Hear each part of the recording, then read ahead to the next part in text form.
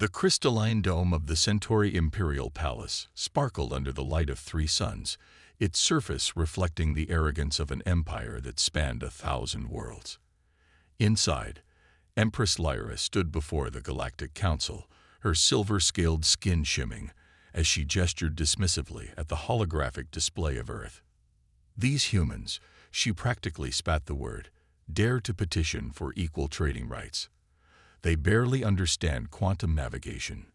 Their ships are primitive constructs of metal and basic plastics. Her laughter echoed through the chamber, joined by the sycophantic chuckling of lesser species representatives. They should be grateful we allow them to exist in their little corner of the galaxy. The broadcast reached Earth within hours. In the United Earth Defense Force headquarters beneath the Himalayan mountains, General Marcus Zhang watched the replay with an expression carved from stone. His weathered face betrayed no emotion as the Empress continued her tirade about humanity's technological inferiority. "Status of Project Prometheus?" he asked quietly. Colonel Diana Hayes, his chief of operations, stepped forward. 200 supercarriers, sir. All completed and hidden in the Oort-Cloud shipyards. Crews trained and ready. We've been running silent operations for 3 years now. Zhang nodded slowly.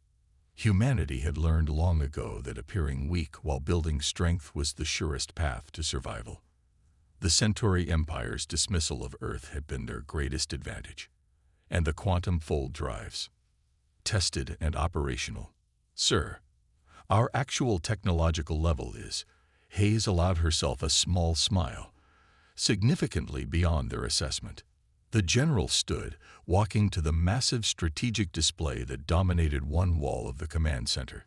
It showed the true extent of human space, not the mere 100 light-years the Centauri believed they controlled, but nearly 1,000. Hidden colonies, secret research stations, and automated mining operations had been operating beyond the Empire's notice for decades.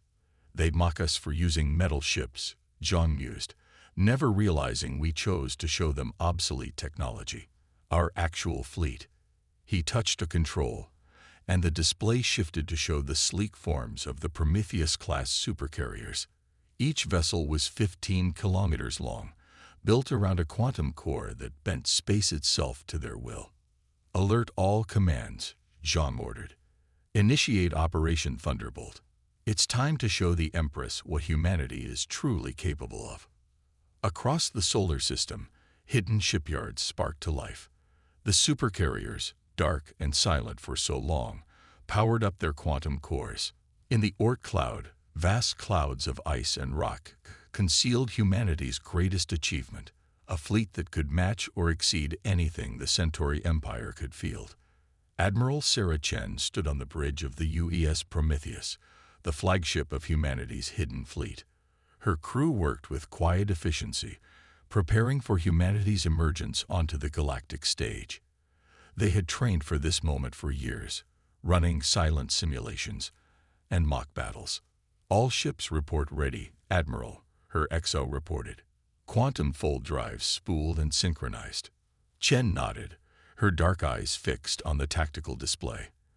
The first phase would target the Centauri Empire's outer defense networks, supposedly impenetrable barriers that would crumble before humanity's true technology.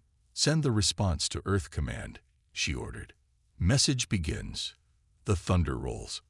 Across human space, the message repeated. Ships emerged from hiding, their quantum drives warping space in ways the Centauri had deemed impossible for primitive humans. The fleet gathered, 100 ships, then 200, assembling in perfect formation. In her palace, Empress Lyra received the first reports of unusual energy signatures at the edge of human space. She dismissed them with a wave of her hand, ordering her sensors recalibrated. Clearly, the primitive humans couldn't be generating quantum distortions. Their technology was centuries away from such achievements. She would learn differently very soon. Admiral Chen gave the order that would change the galaxy. "All ships, execute quantum fold jump. Target: Centauri outer defense line." She allowed herself a small smile. "Let's show them what primitive humans can do."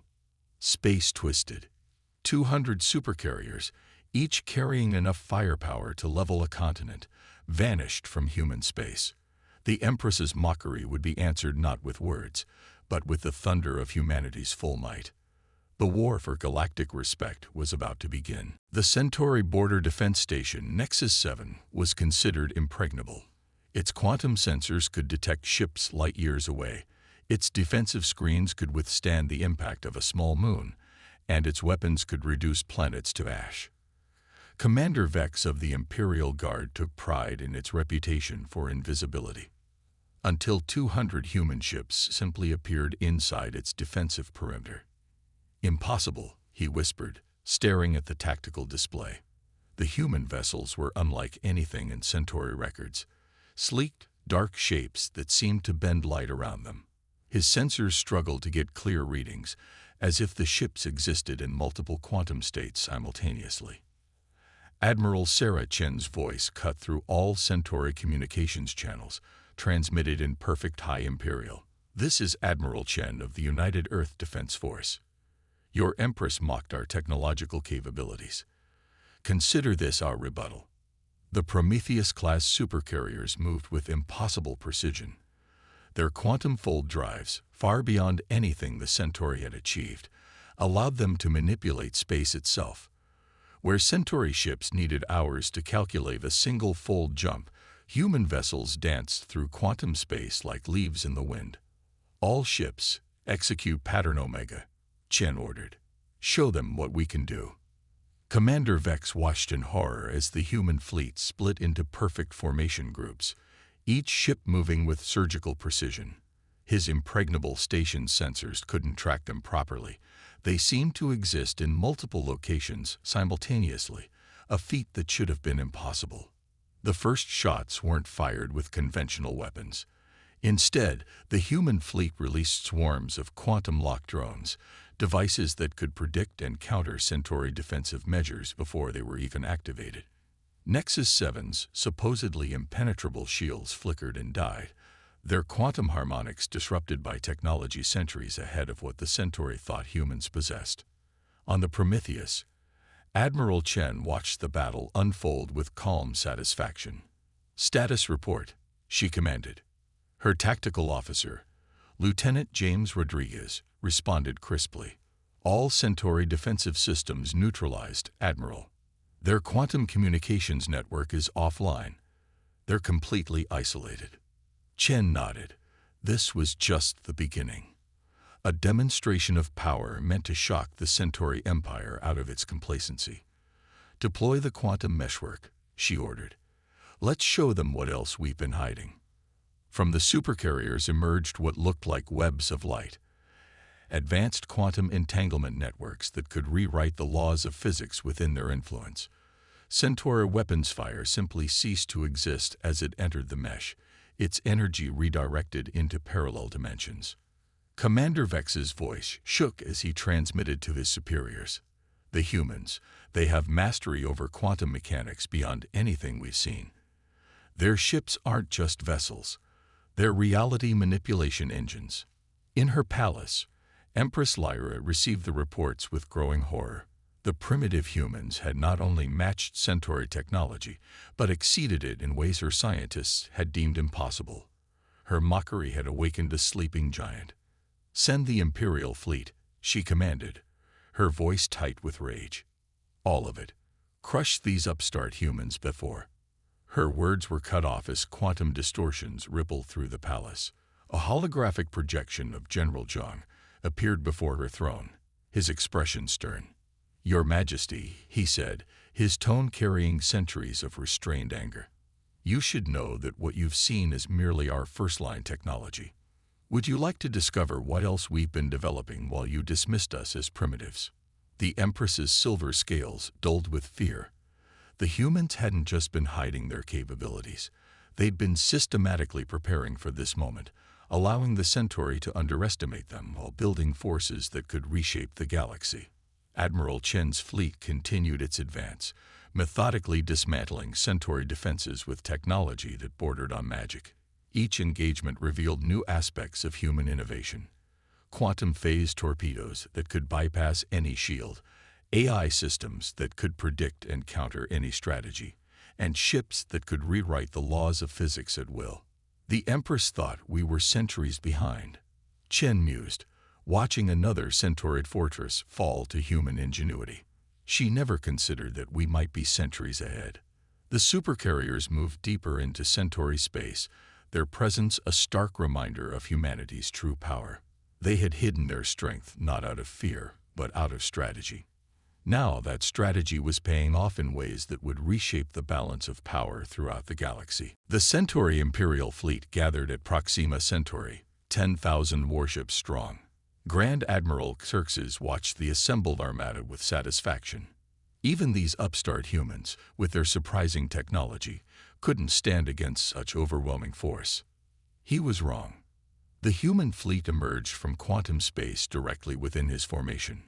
Not at the edges, where his heavy weapons could engage them, but inside the defensive sphere of his fleet. It was a maneuver that should have been impossible. The energy requirements alone would have torn normal ships apart. Admiral Chen's voice echoed through the command channel.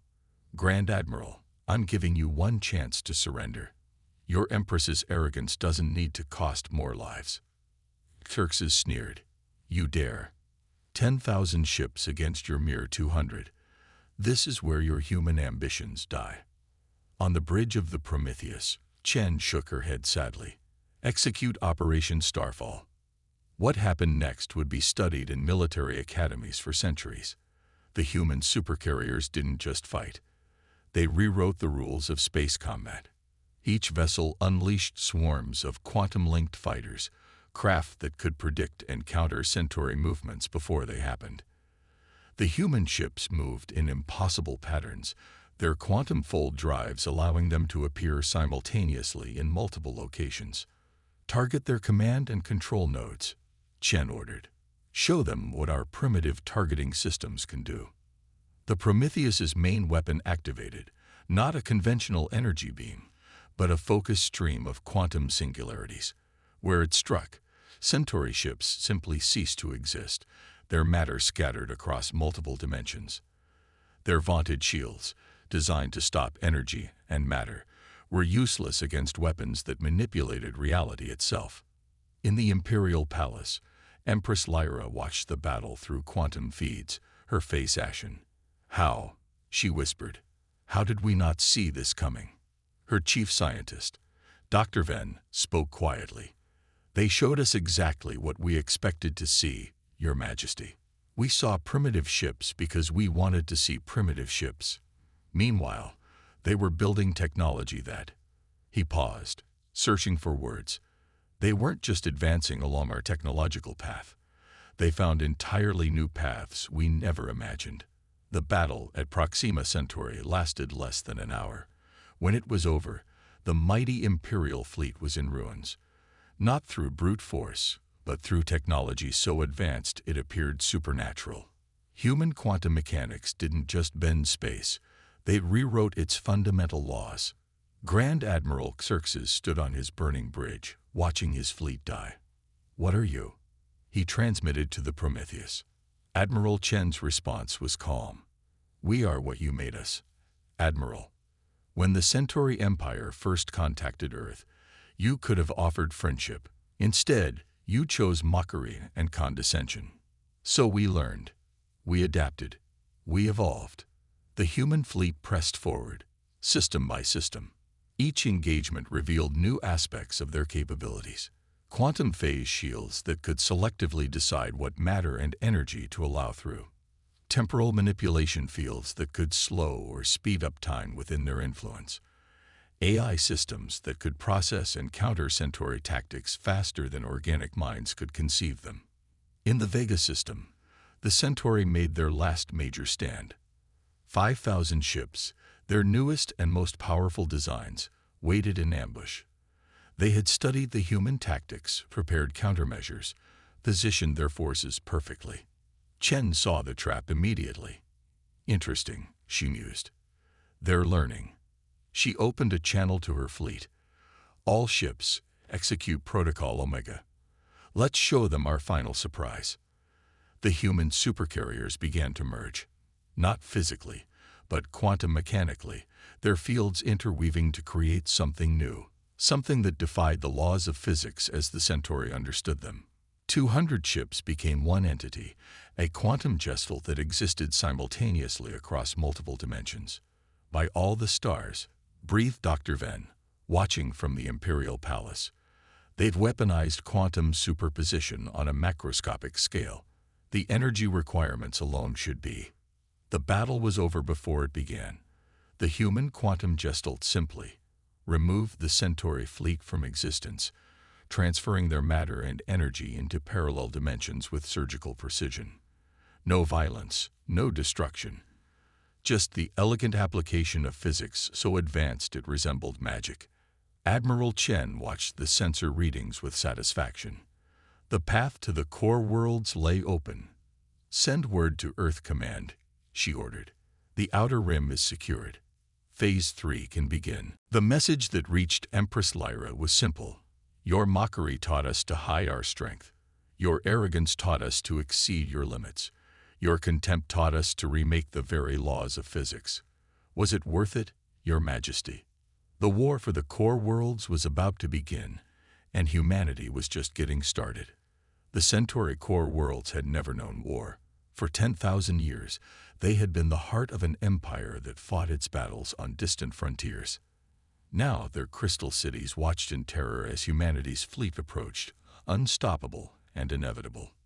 Empress Lyra stood in her war room, surrounded by holograms showing the collapse of her empire's defenses. One by one, the core world systems were going dark as human quantum technology overwhelmed their most advanced defensive systems. "Your Majesty," Dr. Venn reported, his voice trembling. "They're not just defeating our forces, they're rewriting space itself. The quantum corridors between the core worlds are being altered. We're being isolated." The Empress's silver scales had lost their luster. "How many systems remain?" 3, Your Majesty. "Just 3. On the Prometheus, Admiral Chen studied the tactical display with calm satisfaction. The quantum gestalt fleet had separated back into individual ships, but each vessel now operated on a level that made the earlier battles look like mere practice exercises. "Status of Operation Starburst?" she asked. Lieutenant Rodriguez's fingers danced over his console. "Quantum reconfiguration of local spacetime is proceeding as planned, Admiral. The Centauri core worlds will be completely cut off from their quantum travel networks within 6 hours." Chen nodded. Humanity hadn't just developed better ships or weapons, they had learned to manipulate the fundamental structure of spacetime itself. The Centauri Empire was built on quantum corridor technology. By rewriting the quantum structure of space around their worlds, humanity was effectively stranding them in normal space. "Message from the Empress," Rodriguez reported. "She's requesting a personal audience." "Quantum projection?" Chen asked. "No, Admiral. She's offering to come aboard the Prometheus. In person." The bridge fell silent. Such a move was unprecedented in Centauri history. Their Empress had never set foot on a foreign vessel. Chen's lips curved in a slight smile. "Except, let's show her what she's been mocking all these years." The Empress's personal yacht approached the Prometheus under heavy escort. The human ship dwarfed the ornate Centauri vessel, its dark hull seeming to bend light around it. As Lyra's ship entered the docking bay, human quantum technology disabled every system aboard, leaving it powerless but intact. Admiral Chen met the Empress in the Prometheus's conference room. The space was deliberately stark. No ornate decorations, no displays of power, just clean lines and subtle technology that hummed just at the edge of perception. Lyra had shed her imperial regalia, wearing a simple diplomatic uniform. Her silver scales seemed dull under the ship's lighting. "Admiral Chen," she said, her voice carrying none of its former arrogance. "Your victory is complete. I come to discuss terms." Chen gestured to his seat. 3 years ago, you stood before the Galactic Council and mocked humanity's primitive technology. Would you like to know what we were doing while you laughed? The Empress sat stiffly. "You were preparing for this day." "No, Chen smiled. We were already far beyond this level of technology. What you've seen, the quantum drives, the reality manipulation, the space-time engineering, that's what we were willing to show you. Our actual capabilities. She let the sentence hang. Lyra's scales paled further. What do you want? Want. Chen's voice was soft. We wanted respect. We wanted cooperation. We wanted to be treated as equals. Instead, you chose contempt. So we chose to teach the galaxy a lesson about underestimating humanity. The tactical display came to life, showing the core worlds. One by one, they were being sealed off from quantum space, their mighty civilizations reduced to isolated systems that would take years to reach by conventional travel. Your empire isn't being destroyed, Chen explained. It's being dismantled. Each world will remain intact, but isolated. They'll have to learn to survive on their own, to develop without the crutch of stolen technology and conquered species. And what of my throne? Lyra asked bitterly. Your throne. Chen's laugh was genuine. Your Majesty, we don't want your throne. We don't want to rule your empire. We want to end it. The age of the Centauri Empire is over. The age of cooperation and earned respect is beginning. As if to emphasize her words, the quantum sensors showed the last quantum corridors being rewritten. The core worlds were now effectively quarantined, each system isolated in its own bubble of normal space. The terms are simple, Chen continued. Each world will be given the opportunity to develop independently. Those that show they can exist peacefully with their neighbors will be gradually reconnected to the quantum network, a network that will be administered by a coalition of species, not a single empire. Lyra stared at the display, watching millennia of Centauri dominance, and not with violence, but with isolation. And if we refuse? Refuse. Chen raised an eyebrow. Your Majesty, this isn't a negotiation. It's already done. The only question is whether you will help your people adapt to their new reality, or cling to pride until it destroys you completely. The Empress of a fallen empire looked into the eyes of the human admiral who had rewritten the laws of physics to end her reign. In that moment, she finally understood what her mockery had awakened. The human fleet hung in space around the core worlds, their quantum technology maintaining the new reality they had created. The age of Centauri dominance was over, ended not by brute force, but by human ingenuity and the consequences of underestimating humanity's potential. 1 year after the fall of the Centauri Empire, the galactic landscape had changed beyond recognition. The great crystal spires of Centauri Prime still gleamed under its 3 suns, but now they were monuments to pride's folly rather than imperial might. In orbit above Earth, a new structure took shape, the Galactic Cooperation Center, its quantum-engineered architecture defying traditional physics. Representatives from 100 species gathered there, including former Centauri subject races, now free to chart their own destiny. Admiral Sarah Chen stood at the observation deck, watching ships from across the galaxy dock at the station. Each vessel represented a civilization learning to exist in a post-Centauri galaxy. Behind her, footsteps approached, the familiar tread of General Zhang. The latest reports from the core worlds are in, he said, joining her at the window. 6 of the former Centauri systems have already met the criteria for quantum reconnection. They're learning faster than we expected. Chen nodded. Necessity breeds innovation. Without their empire to lean on, they're rediscovering their own potential. The quantum isolation of the core worlds had worked exactly as planned. Cut off from their empire's resources, each world had been forced to develop independently. Some had struggled, but others had flourished, rediscovering capabilities long forgotten under imperial rule. And the Empress? Chen asked. Zhang's expression softened slightly. Still serving as an advisor to the Centauri Transition Council. She's changed. Having her empire dismantled seems to have taught her humility. Down in the main chamber of the Cooperation Center, former Empress Lyra sat among representatives from worlds that had once knelt before her throne. Her scales had regained some of their luster, but her bearing was different now. Less imperial, more diplomatic. The humans, she was saying to a gathering of younger diplomats, taught us all a valuable lesson. We assumed that technological advancement followed a single path, our path. We never considered that there might be other ways to progress, other perspectives to consider.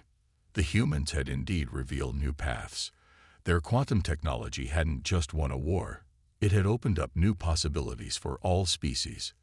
The ability to manipulate space-time itself had revolutionized everything from transportation to energy production. In lunar orbit, the 200 supercarriers of humanity's fleet were being transformed.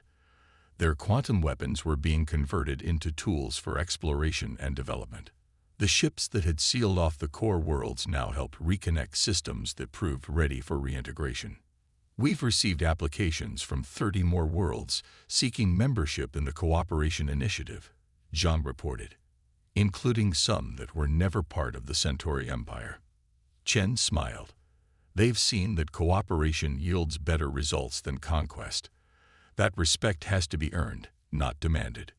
The quantum display showed the growing network of connected worlds, not an empire ruled by force, but a cooperative of species working together. Human quantum technology was being shared gradually, under careful protocols designed to prevent its misuse. In a quiet corner of the station, Dr. Venn, the former Centauri chief scientist, worked alongside human researchers. His expertise, combined with human innovation, was opening new frontiers in quantum physics. The same brilliance that had served imperial ambition now contributed to peaceful advancement. The most remarkable thing, he often told his colleagues, isn't the technology itself. It's how the humans chose to use it. They could have destroyed us. Instead, they forced us to grow. The quantum gestal technology that had seemed so terrifying in battle now powered planetary shields against solar flares and asteroid impacts. The space-time manipulation that had isolated the core worlds was being used to create stable wormholes for peaceful exploration. Admiral Chen's final report to Earth Command was brief. The operation is complete. The galaxy is transformed, not through conquest or dominion, but through the demonstration of human potential. We showed them that true power lies not in controlling others, but in controlling ourselves. The supercarrier Prometheus, once the flagship of humanity's hidden fleet, now served as a mobile research station and diplomatic hub. Its quantum core, which had once channeled unimaginable destructive power, now powered innovations that benefited all species. Former Empress Lyra stood on its observation deck, watching her transformed core worlds through the quantum viewer. We thought we were the pinnacle of evolution, she mused to Chen, who stood beside her. We never imagined that our greatest achievement would be learning how wrong we were. Chen's response was gentle but firm. The true pinnacle isn't technological advancement or military might. It's the wisdom to use power responsibly, and the strength to help others rise instead of keeping them down. As the galaxy entered a new age of cooperation and mutual respect, the story of humanity's response to Centauri mockery became a cautionary tale. Not about the dangers of underestimating humanity's military might, but about the transformative power of human ingenuity when guided by wisdom rather than vengeance. The empire that had mocked humanity's primitive technology had been undone not by brute force, but by innovation and foresight. In its place arose something new. A galaxy where species learned from each other, where advancement came through cooperation rather than conquest, and where the greatest power was the power to change. Humanity had proven itself not just technologically superior, but morally worthy of that superiority. In the end, that was the greatest victory of all.